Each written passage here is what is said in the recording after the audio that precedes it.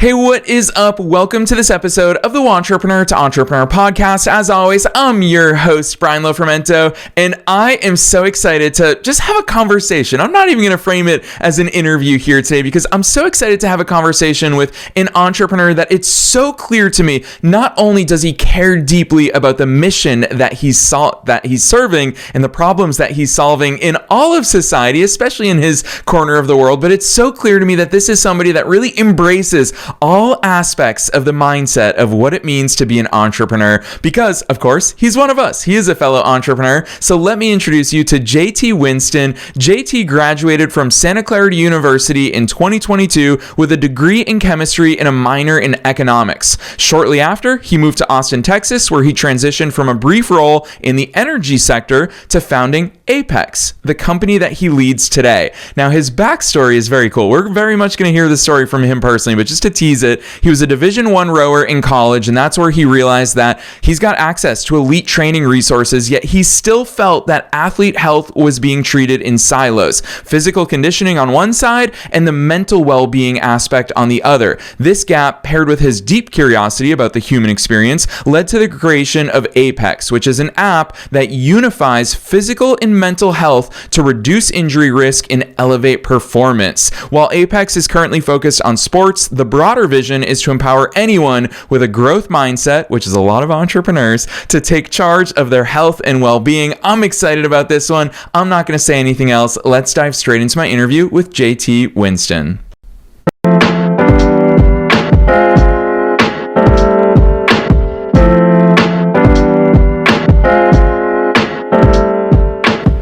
All right, JT, I am so very excited that you're here with us today. First things first, welcome to the show. Man, thank you so much. Just appreciate the chance to be here. Heck yes. I'm excited. We're going to get very deep into your mind today, not only as a fellow entrepreneur, not only as an athlete, but so much of this stuff is important to all of us in our growth journeys. We're definitely going to talk growth today, but let's start with your own growth story. Give us the backstory. Who is JT? How'd you start doing all these cool things? No, I mean, I think you hit a lot of it on the intro. Biggest parts for me, yes, always kind of entrepreneurial minded. To an extent, I was the kid who sold bracelets in elementary school. And then from there, made a bunch of hand sanitizer during COVID, actually. Chemistry background, I couldn't help it. I got bored. Got FDA approved, figured out that whole process. Really just was engrossed with the mindset that it took, the challenges that I kind of had to face. Learned a lot about distribution after making 50 gallons of hand sanitizer and not quite being able to sell it all. Just like, okay, now what do I do?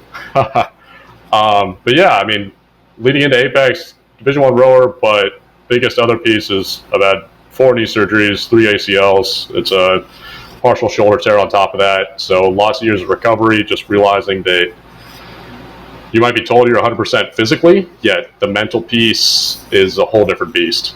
So I just wanted to dive into that challenge. Yeah, I love that overview, JT, especially because I think there's so many overlaps between the worlds of sports and performance and, of course, entrepreneurship. And I think that all of these things individually are just microcosms of life. And I see it so frequently in business terms is that people think, oh, my marketing's not working. My ad campaigns aren't working. I'm incapable of closing sales. And so frequently, I go right back to mindset. I've always loved that Henry Ford quote of whether you think you can or you can't, you're right. And it's such a simplistic piece of advice that we always tout that quote so frequently, but there's so many elements of truth to it. I want to really understand why is the mindset stuff that shows up so much, and obviously it's a core part of your mission. Why have you found that the mindset stuff has to be focused on, especially in tandem with the rest of how we traditionally view performance? You know, especially in rowing, it's very much anaerobic sport, or at least right on the baseline of it. But you get to, so 2 kilometer race, if you're not familiar, you get to the last 500 meters and you're able to continue going with that amount of lactate in your body because of the guys around you. That was just a huge kind of opening for me where I started to really think about that relationship of, okay, how am I thinking about the process when it comes to rowing in the boat, actually being able to perform versus the legs that want to completely give out. It's like, why does the body continue even when it's telling you that it can't? And that's where the mind comes into play.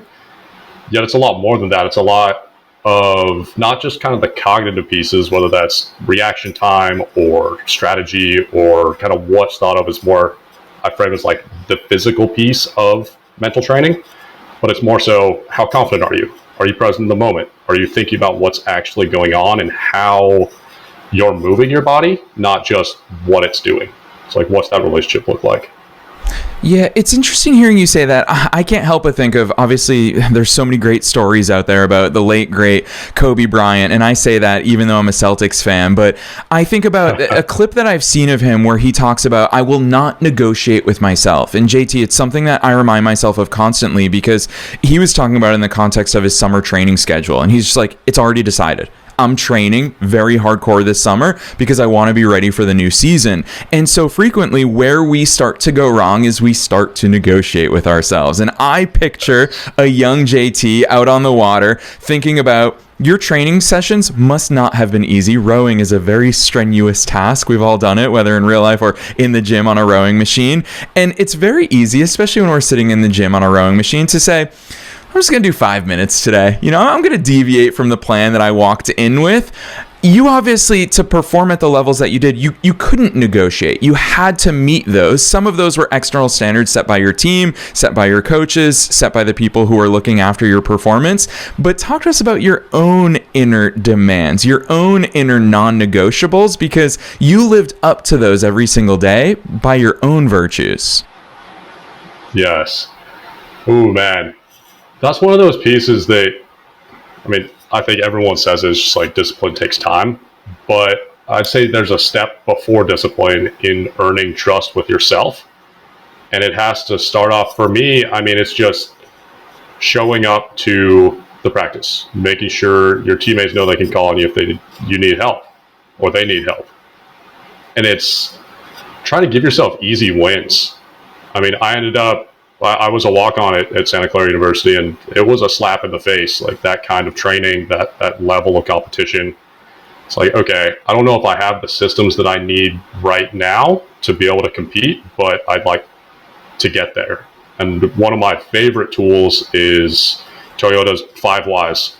It came from the founder of Toyota. The company still uses it. You ask yourself why you're doing something in the first place, and then you go another 4 layers deeper to do root cause analysis. And then that gives you the fuel to then be able to make the changes you need to compete, to whatever that might be, not just sports. Yeah, JT, you talk about teammates. I'm going to switch gears a little bit and flip it into a world where you don't necessarily have teammates, or it doesn't always feel like we have teammates. And that's, of course, as an entrepreneur. It's quite a lonely journey. You've obviously jumped 2 feet into it with Aypex, and we're definitely going to talk about some of that transition and what that looks like for you. But how do you find that mental, the discipline, the non-negotiating? How does that stack up when you compare the team environment versus, hey, now you're JT, the founder, the CEO of this company? How do you still maintain that level of discipline? Ooh, it's an internal game. I think all of us, at least for me, I love framing things as competition. But like you said, when you're away from the team, you're not in sports anymore, you're an entrepreneur, can be an incredibly lonely journey. I've experienced that myself, experienced it on and off. So it's like, okay, can you be your own accountability partner, your own teammate? Are you baselining versus who you were last week or last month? And that's what I like to do, is say, okay, if JT last month would have made X decision, are there any changes that I could make now to improve? And that's just, as much as I think with everything we want immediate results, that's something that I've found that takes a lot of time. And if you've heard of any cheats to it, let me know. But I'm of the belief that there probably aren't any. Yeah, and to piggyback off one of my earliest favorite quotes, which is, there are no shortcuts to any place worth going. Unfortunately, there are no cheat codes there. And you really already teased out the term that I'm so excited to dive deeper with you in, because it's at the very heart of what you do with Aypex. You said mental training, just like physical training. Nobody rolls their eyes when we talk about physical training. You and I both know if we lift weights, we're inevitably going to get stronger. JT, it's a newer frontier. I'm glad that it's becoming more and more mainstream, and obviously you're part of that mission. What does mental training look like? How do we even begin to train our minds? Yeah, so I'm going to take a couple steps back, and we focus really on psychophysical health, where it's mind plus body. And from that, it actually started in kind of late 1800s, early 1900s. I mean, humans were learning so much about health that specialists had to emerge, where, I mean, you go to the cardiologist or your general practitioner or orthopedic surgery.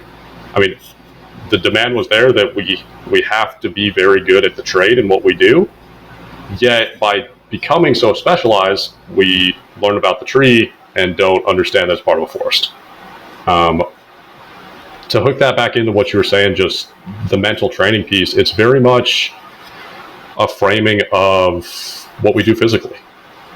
It's like, how do you understand and make yourself understand? This is the process I've gone through. Like, how you think determines how you perform. But it's not about doing puzzles on a nap or reaction time training or those different pieces. It's more so, how do you think? Like, how do I think when I get in a tough situation? Do I immediately revert to a stress response and kind of lose my train of thought? And it all starts in self-awareness. I mean, that's really what Aypex is focused on, is getting people to a place in whatever that path might be where they have the self-awareness to then recognize any gaps, challenges that they may have on the mental side, but be able to tangibly feel that through their physical metrics. I mean, resting heart rate, HRV, your sleep quality, to really be able to see how that training actually impacts you on the physical side makes it more understandable on the mental side. Yeah, and of course you're using technology to help us do all of these things. We're talking about a very human experience, but of course technology can power so much of our awareness of key metrics, our awareness of progress. You talked about comparing yourself to the you of 6 months ago, and I think that's such a powerful way to gauge that progress because it's not always as fast as we want. But JT, that leads me to the fact that you're doing it with tech, and a lot of people will look at your resume, so to speak. I love the fact that as entrepreneurs, none of us have resumes anymore, but they'd look fair at you and be like, chemistry, economics, working in the energy sector, a brief stint in the world of hand sanitizers. I love that part of your story, JT. To now the founder and the CEO of a tech company, what does that look like? Because somewhere along the way, you made the decision that not only do you think about these things, you want to be part of the solution, and obviously Aypex, the app, the technology that powers it, that's the vehicle through which you're driving this change. What did that decision to action look like at that time period of your life? Ooh. I think as entrepreneurs, we get that calling in our mind that at least I tried to ignore for a little while. I knew it was always a piece of kind of who I was, but I was like, okay, I'm fairly recently graduated from college. This is the expectation. Go get a job, maybe suffer through it if I don't like it a ton. And then side hustle, do something on the side. I couldn't come to terms with that. And I mean, kudos to everyone out there who's doing that right now. But it's just, I think the framing of, okay, tech company, chemistry background, well, I'll figure it out. I mean, as I go, like, I know I want to do this. This is what I feel called to do. And then just the courage to jump in and ask for help when you need it. And know that, I mean, being crazy enough to do it in the first place, like, that's a badge of honor to start off. Like, good, great start to the journey. It's definitely the start of the journey. It's a long one, but it's absolutely worth it. Yeah, I love that. And part of it, we're inevitably going to talk about twists and turns and pivots here today, because I know that you've gone through those as you've been working on this. But I want you to give an overview of Aypex to listeners, because I've obviously seen in action ahead of our conversation today. Maybe they haven't. I'll be honest with you, JT, as someone from the outside looking in, the part that you really roped me in on is you've got this little, it's like a self-playing demo on your website where the user says to Aypex, they're just like, hey, I don't feel that great today. And it's so cool seeing technology step in and say, hey, that's okay. Remember how you felt that way a few weeks ago? And it really brings it back to that human experience, reminding us, because you talk about self-awareness being at the root of that. It's not always easy to be self-aware. It's not always easy to read the label from inside the jar. So give us an overview of how Aypex is combining both sides of this coin into, of course, a user experience that makes a difference for people. Yeah, so on the physical side, the data is coming from your wearables, but also we work with athletic teams too, so they have team tracking software that variety of third parties provide, but a lot of that's your steps, sleep, HRV, other heart rate metrics, like everything that you're used to seeing. On the mental side, it's through in-app, we like to call it thought recording. The goal is to portray it as anything that's on your mind. You record it, not necessarily journaling, trying not to fall into kind of that pure mental health silo, really just to stand out. I mean, that's a process that we're going through now. And then AI conversations. And from the words you say, how you say them, kind of pausing what your punctuation looks like. But eventually, I mean, voice analysis, we can actually extract mental indicators. So as I said before, confidence level, strategic preparedness, complexity of word choice is a great indicator for stress level. There's fascinating research behind it where what we say and how we say it just provides a huge window into what our mental state is actually at. And we take those mental metrics and the physical metrics and then overlay them. So you can really see those two pieces and how your overall health is actually functioning and what's impacting it. Yeah, JT, if anyone's reading between the lines, I feel like you're teasing some future features that are also coming from Aypex. And so I've been really excited to have you here on the air with me because that's part of your story that I so very much appreciate, that I know that listeners will get a lot of value out of, is understanding that your product today is not what it was yesterday, and your product today is also not what it's going to be tomorrow. Talk to us about the evolution of it, because I think evolution is something that we need to talk about more publicly in the world of entrepreneurship. And I also think it's enlightening for a lot of people and inspiring, because I'm sure you will openly admit, I'm obviously teeing you up here, I'm sure you'll openly admit that you very much are figuring it out as you go, and there's so many things you've learned. Walk us through some of those pivots and what it used to look like and how you're continuing to grow it today. Oh man, it was completely different. So originally Aypex started as a computer vision gym automation idea. That being, you walk into the gym, you hit start on, say, your smartwatch. By the end of the lift, you know all your reps, all your sets, your weights, all those different pieces, just like you would a cardio workout. You hit start, you hit stop, boom, all your data's there. We had a prototype. We moved with that a little bit. The logistical challenges of actually having hardware in gyms, not terribly enticing, along with just the pace at which computer vision was moving. I mean, that's how we were implementing the systems, was put a bunch of cameras that aren't just your standard CCTV camera in gyms and then be able to monitor people. Privacy challenges, just different pieces that I didn't account for until I was in the thick of it. It's like, wow, okay, maybe we'll reset, do the 5Y, practice again. I always try to come back to that personally. And I realized, okay, what was I trying to do in this initial iteration? It was help people, make them healthier. What are the main challenges that I've really faced with that? Like, yes, I'd love to have my lifting data there automatically, but that's more of a vitamin problem. It's not a painkiller that really is solving human health. So through the injuries I've had, the rowing, just athletic experiences, it's like, okay, mindset plus physical health.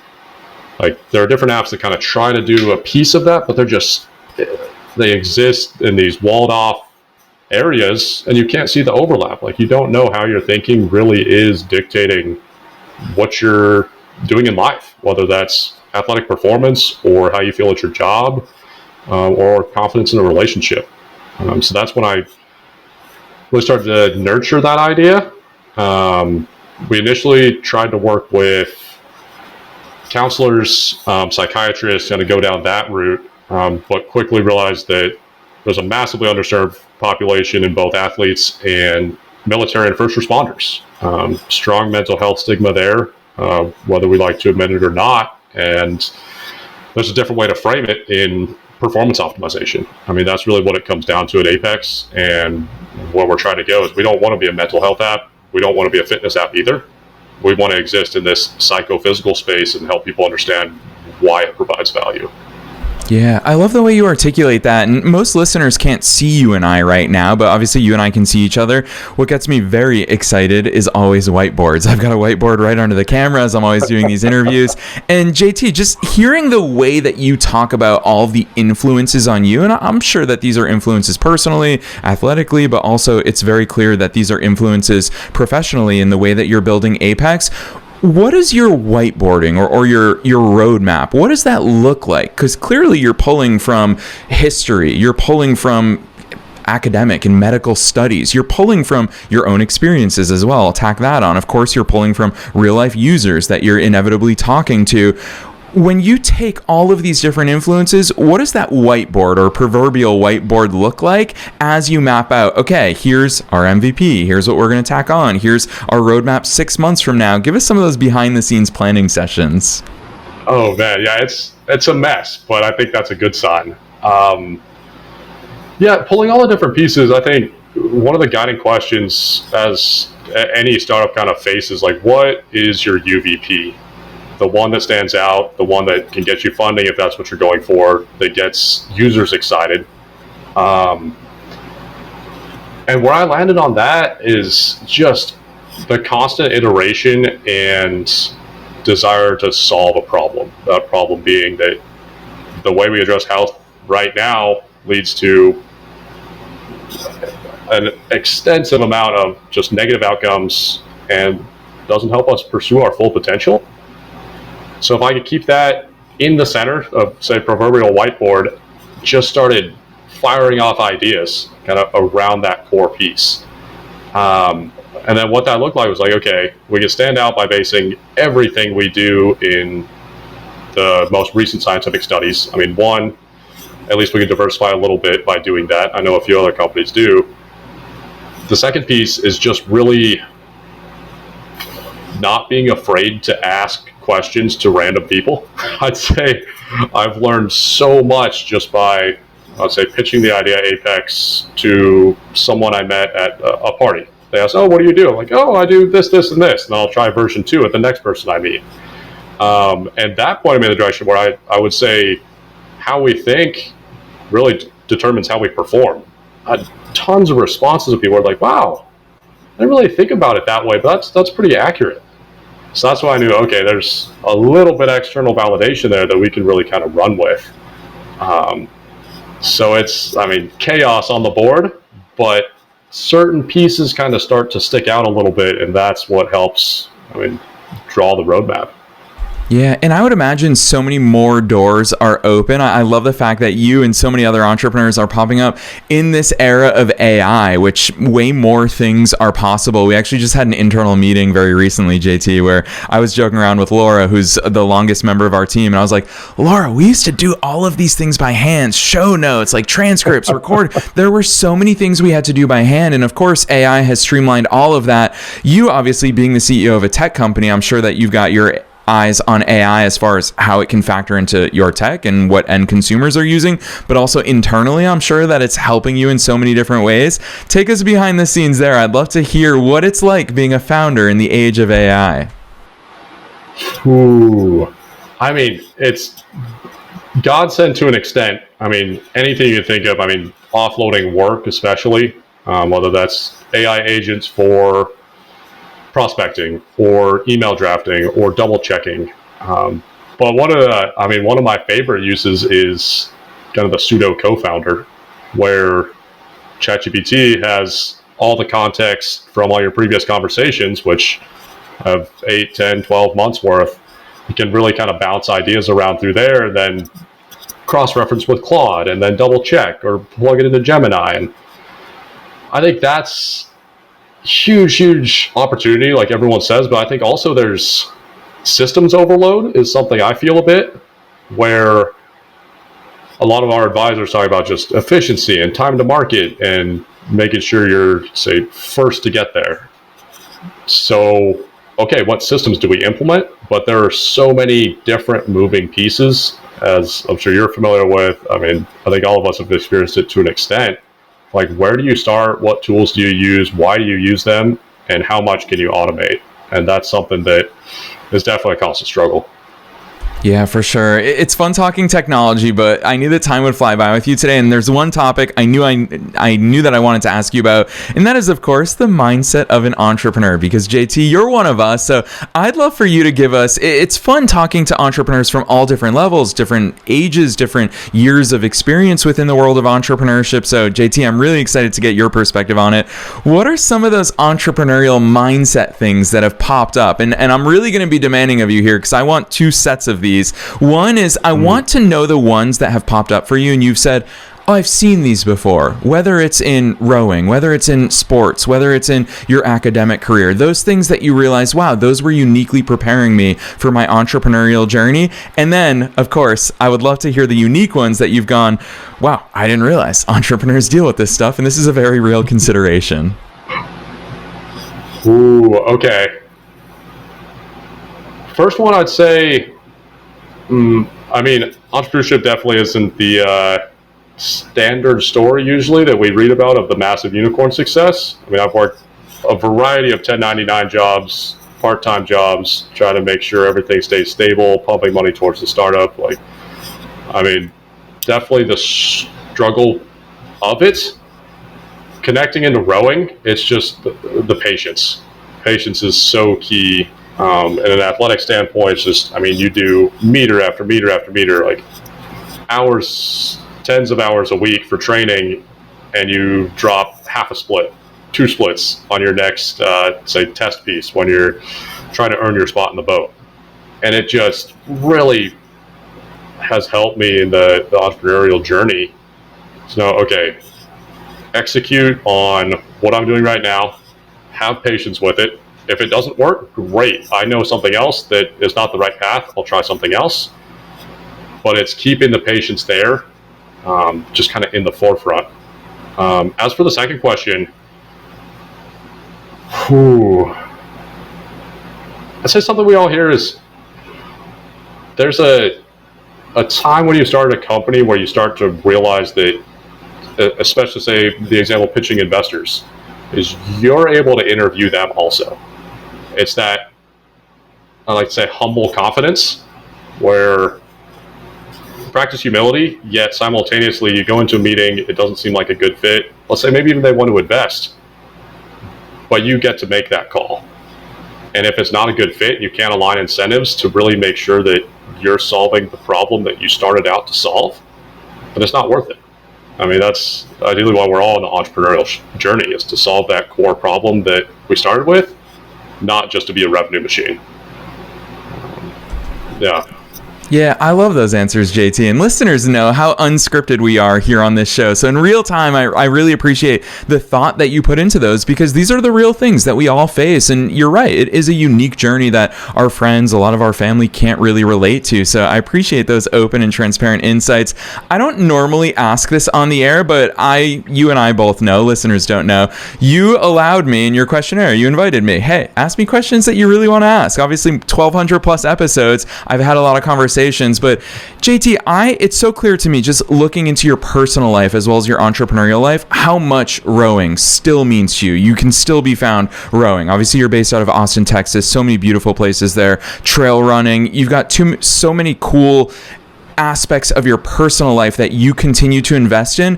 What has that balancing act been like? Because I would also imagine that JT, the entrepreneur, always wants to be working on his mission and furthering his mission. So how does that balance look for you, both mentally and then also calendar-wise and habits?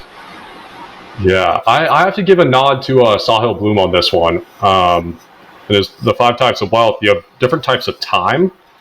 And for me, getting my heart rate up is it's therapeutic. It's my creative time, how to think, just clear my head.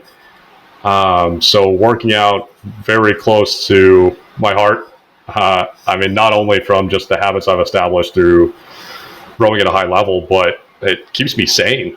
I think it's just, for me, it's so important to try and constantly check in. As you said, it's really a slippery slope to just be completely engrossed by the work. But when that happens, I catch myself doing this constantly, where it's like, okay, fix problem, here problem, fix problem, okay, solution, okay, move to the next one. And moving at that pace, it just shuts down creativity, and creativity is what powers innovation.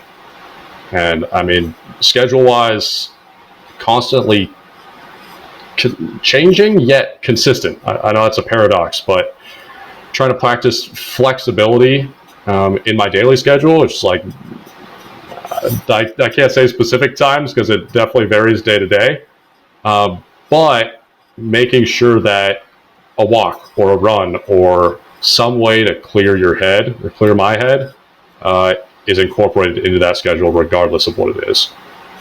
Yeah, super important stuff. Sometimes easier said than done. And I love the fact that that's so at the core of your mission is to make those things a daily practice and habits. And I'm so appreciative of the work that you're doing and the fact that you've dropped so many knowledge bombs. But I feel bad because you've been so insightful. I don't know how you're going to top all that for this final question that I always ask. And that is, what's your best piece of advice for listeners? Knowing that we're being listened to by both entrepreneurs and entrepreneurs, both sides of the coin that I'm sure that you can relate to and think back to. And as a fellow entrepreneur yourself, what's that one piece of advice that you want to leave them with today?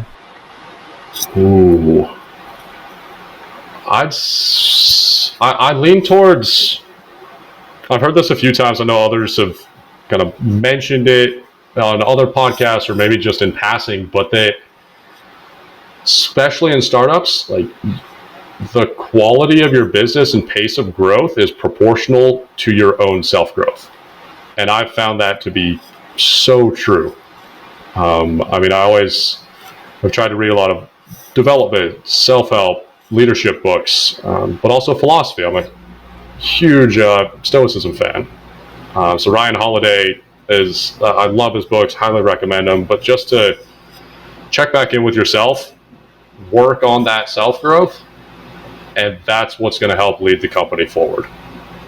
Yes, so well said. Ooh, and a bonus Ryan Holiday reference here at the end. I'm loving that. He's been so impactful on so many people, and I think it's so cool how he's taking so many of the lifelong learnings, the centuries-old learnings from Seneca, from Aristotle, from so many important philosophers along the way and bringing it to reality. And I love the fact that here we are in 2025 having these conversations, and you're continuing to pass that wisdom on. So I'm so grateful for that being your piece of advice for our listeners. JT, I also know that people are going to be excited to see Aypex in action, see the tech in action. Hearing you and I talk about it is one thing, but seeing it is a totally different thing. So you owe us some links. Drop those links on us. Where should listeners go from here? Yeah, so we're pretty active on LinkedIn. So that's at Aypex. That's the business. My personal account, JT Winston, both on Instagram, Twitter, and LinkedIn. And then our website, apex.ai. Also apexmove.com. Still working on merging those domains. So always a constant evolution. Yes, and no matter what, listeners, you can always find those links down below in the show notes, no matter where it is you're tuning into today's episode. So if you're on the go, have no fear. We're linking to all of those places that JT just mentioned down below. So click right on through. Otherwise, JT, on behalf of myself and all the listeners worldwide, thanks so much for coming on the show today. Thank you. Really appreciate the opportunity.